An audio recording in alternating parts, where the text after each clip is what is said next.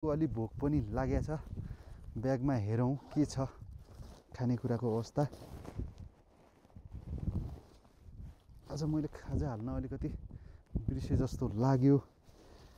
यो अस्ति नै हालेको सातु रहेछ। अब यो सातुलाई खाइदिउँ। मैले अस्ति नै सुरुको दिन हालेको थिएँ। यसमा अलिक गुलियो पनि छ कि छैन।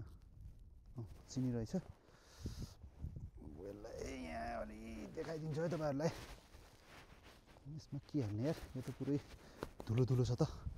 थोरै हिउँ ल्याउँ है। पानी छैन। ल पानी छैन, त्यही भएर हिउँ मिसाउँछु यसमा। यति मिसाउँदा त बढी हुन्छ होला यार।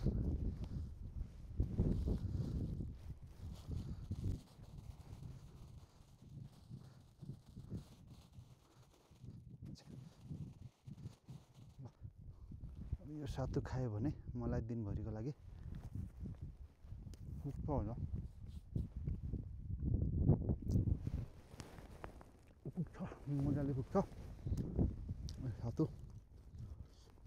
अझै हिउँ कम भयो, थोरै भयो, अलिकति राख्नुपर्छ।